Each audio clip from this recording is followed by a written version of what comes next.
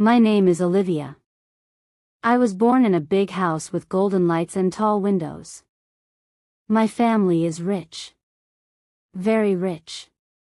We have cars, a big garden, and even people who cook and clean for us.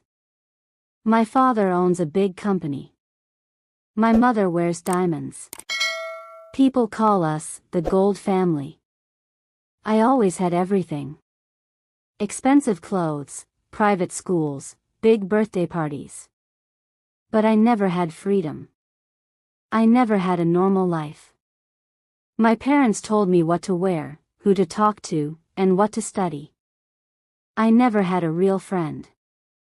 Many people were nice to me, but I think it was because of my money. I felt lonely in that big house. One day, I went with my friend to a small cafe. It was simple, with old wooden chairs and soft music. I loved it. It felt peaceful.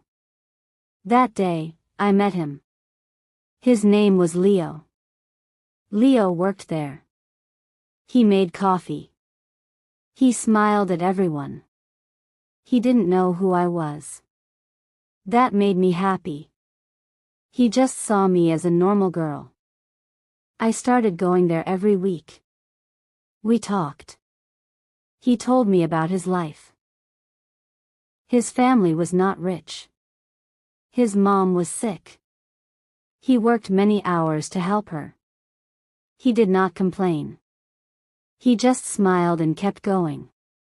I loved how kind he was to people. Even when he was tired, he helped others. We became friends. Then more than friends. I laughed with him like I never laughed before. He listened to me. He didn't care about my money. He just cared about my heart. I started to fall in love with him. I told my parents about Leo. I thought maybe they would see what I saw. But I was wrong. My father shouted. He said Leo was poor. He said, "He wants your money." My mother cried. She said, "You are a gold. You must marry someone from our world." They told me to stop seeing him. They took my phone. They didn't let me go out alone. I felt like a prisoner in my big, golden house. I felt like I was in a cage made of gold. But I couldn't forget Leo. At night, I cried in my bed. I missed him.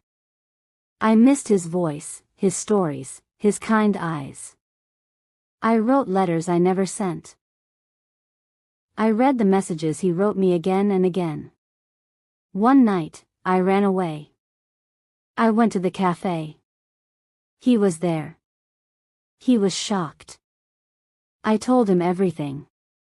He held my hand and said, "We can find a way." We started meeting in secret. In the park. Near the lake.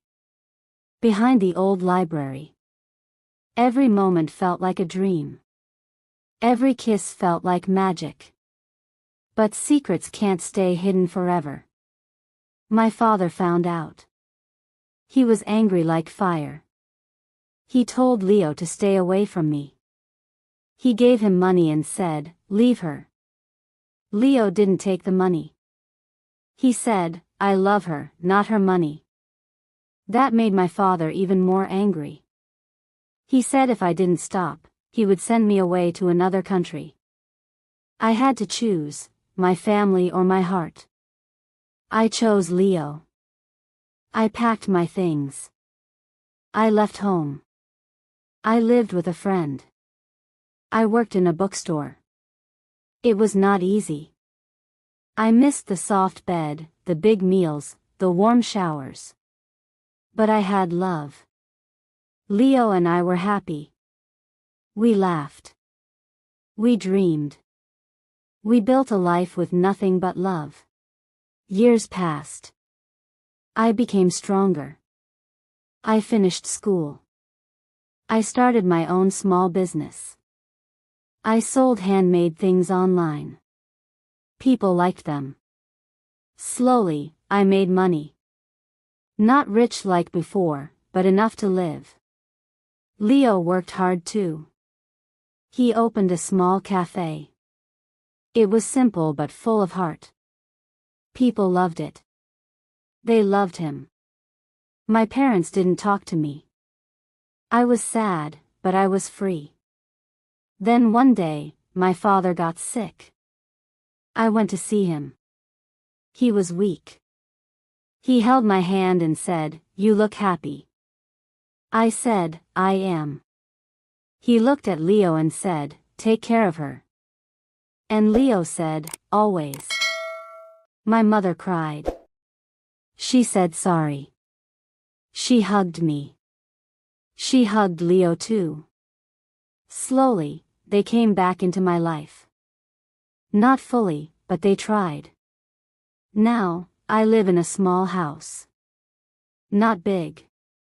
Not golden. But full of love. I grow flowers. I drink coffee with Leo every morning. I write stories. I visit my parents sometimes. We talk about small things. We don't talk about the past. Sometimes, I walk past my old house. I look at the big windows, the golden lights. I feel nothing. Because I found something better. I found a love that is strong, real, and kind. I remember one winter, our little heater broke. We didn't have enough money to fix it. Leo and I wore 2 sweaters and shared 1 blanket. We made soup and laughed. That cold night felt warmer than any night in my old golden house. One summer, we saved money to go to the sea. We stayed in a small room, ate cheap food, and walked on the beach every evening. He held my hand and told me stories. I forgot the world. I only felt love. There were hard days too. Days when our business was slow. Days when we were tired and scared. But we never stopped believing in each other. One day, I got a letter from a big magazine. They saw my handmade products online. They wanted to interview me. My story went on their website. People started buying more. My small business grew. Leo was proud of me. He told everyone, she did this with her own hands. We saved money and bought a second-hand car. We took small trips on weekends. Forests, lakes, hills. We made memories everywhere. Years later, we got married. In a small garden. Just a few friends. No gold, no diamonds. Just flowers and smiles. My parents came too. My mother gave me a simple necklace. My father said, "You taught us something more important than money." Now I help young women who want to start their own business. I tell them, believe in yourself. Don't be afraid to choose your own way. Sometimes I get messages from girls who read my story. They say, "You gave me hope." That makes me cry. Because once, I had no hope. But now, I have everything. Not gold. Not a palace. But a heart full of peace. My name is Olivia. And this is still my story, growing every day. Last month, Leo and I adopted a dog. A little puppy we found near the cafe. He was cold, wet, and alone. We took him home, gave him food, warmth, and love. We named him Lucky. Because he made us feel lucky all over again. Every morning now starts with his small tail wagging beside our bed. He reminds us that joy lives in small things. One day, I was invited to speak at a school. I stood in front of many young girls. I told them my story. About love, choice, and bravery. One girl stood up and said, "I want to be like you." That moment felt bigger than any award, any luxury. It reminded me that my story has power. Leo and I started a small charity. We help poor children learn art and music.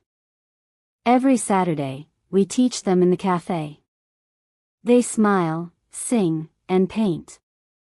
Our walls are now full of their drawings. Sometimes, we just sit by the window, holding hands, watching the rain. We talk about our journey. From the golden house to the warm heart. And I smile.